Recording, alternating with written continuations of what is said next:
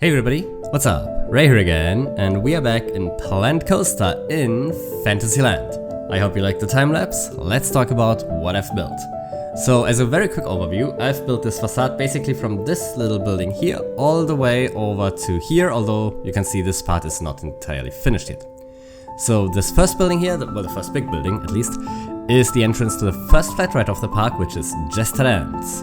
The second bigger building here is the building that houses the first 8 building. Then this building has this pass through here, which I'll talk about in a second. And this last building, the last big building that I've finished, is houses the entrance to the second flat ride that I've built. So to quickly go over these, first of all you can see that I've built some of these vertical buildings here. It's this first building here and also this tower here. And to some extent this sort of like Oriel or whatever it is, right? And I've built these sort of vertical elements like all throughout already. Like we have the tower here and we have this little building here and we also have this Oriel here. And also in the front you can see to some extent this building here as well. These buildings, first of all, they are great to fill in gaps, right? But they also serve a design purpose because they sort of break up the facade. Because without these, most of the facade would just be these sort of uniform sized buildings, all with these like flat lines throughout where the floors are, which is boring. So these vertical elements serve to, you know, break this up a bit and to make the whole facade a bit more interesting, which is nice. The second building here is, as I said, the entrance to Jester Dance. I actually had quite a bit of trouble getting the facade of this done at first because, well, this basically came off the heels of me building the entire rest here that you saw in the last episode, and I was basically so done with building facades at that point, so I didn't really have the mind to properly build this, so I mostly skipped it. Like once I had to the point where I could start building the inside, I mostly skipped the rest of it and built that later. But I'm very happy with how it turned out at the end. If we go inside, we can see there's first of all, of course, the queue, the entrance is being here. And then we have the queue. There's not too much scenery in the queue, it's very basic mostly. You can see there's a little kettle pen here. Going through here, there's a bit of scenery over here. And then, well, not sure if you can call this a kettle pen, it's like a micro kettle pen in a sense, right? And then over here we have the entrance, like the actual entry to the ride itself.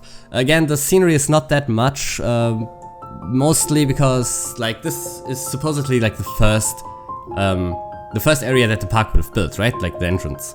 So basically there, in this area, they would not have built the most extreme scenery necessarily, right? And then on the inside, I don't even know what this ride type is anymore. It's Monteleone, exactly. Or whatever it's pronounced. But yeah, it's this ride. And, you know, the idea is that the riders are dancing around along with the jesters, basically. And we have some more jesters on the inside here. And that's basically all there is to the ride. But I'm pretty happy with how it turned out. So going through the exit here, this corridor will lead us to what will become sort of a gift shop, probably. Like a gift shop connected, themed to the ride itself, right? Maybe with on-ride photos or something, stuff like that. So that's basically Jester Dance. Then there's not too much to say about this building here. Again, it houses the first 8 building. Wanted to break up the facade a bit with the color scheme here, which, yeah, I think is quite nice. So we have the purple building here, we have the blue building here. So not all the buildings are just white walls with brown pillars, with brown wooden posts and stuff, right? So having these colors these colorful buildings to break up the facade is nice. This little building here is really just to prevent people from seeing the backstage area here.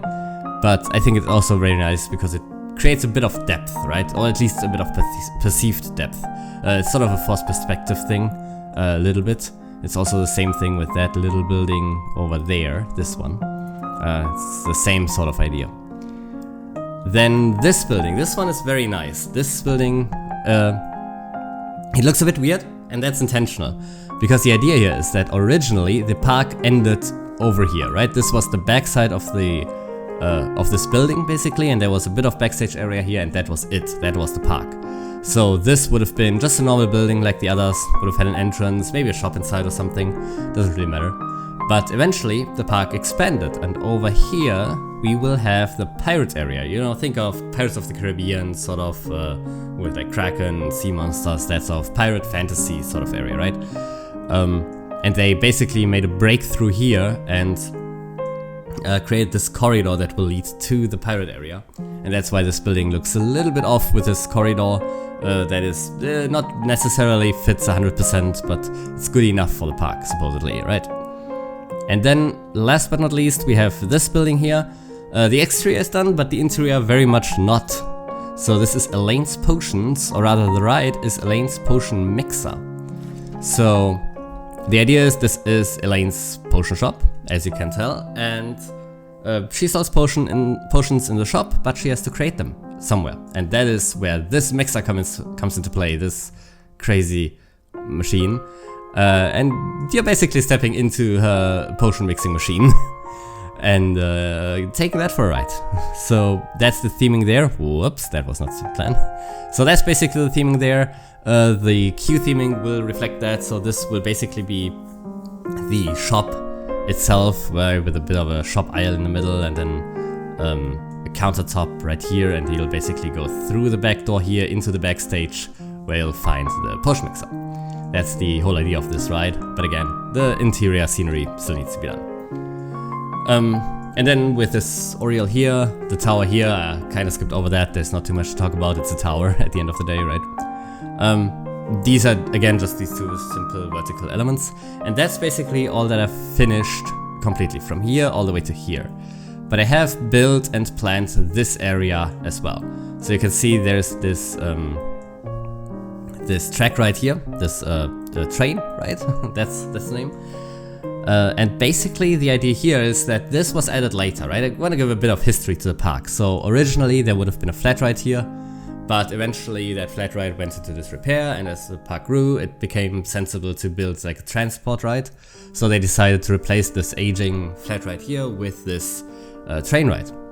And the train ride was added later and basically carved through the facade here. So you can see that if you take a look at this building, this side of the facade is just a bit more yellowish than this side of the facade.